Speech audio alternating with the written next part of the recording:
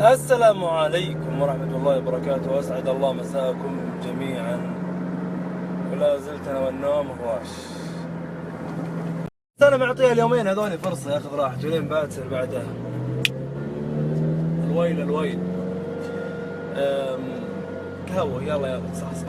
في شيء يعاني منه كثير من الناس اللي هو تساقط الشعر، طبعا هذا يجي وراثه أو إنه يجي من الحرارة اللي هو الجو، أو إما إنه يجي من لبس الأشماغ ومشماغ والطوارئ، وانه يجي من اللي يحطون كريمات وتجير الشغلات هذه.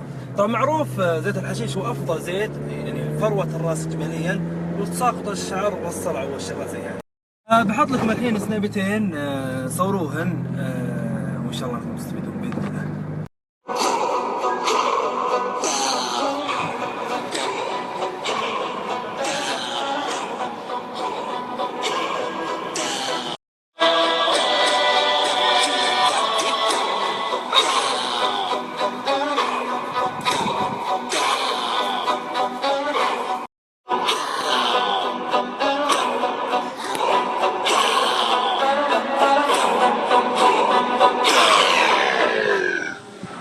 سيارتي انزلي.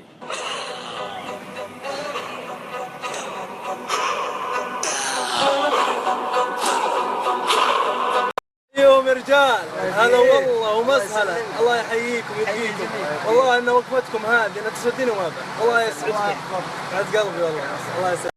الله عليك يا كروم، والله منور بساعتي. والله كروم اشتقت لك، انا شفت جالس على ضويه مع الشباب الحلوين.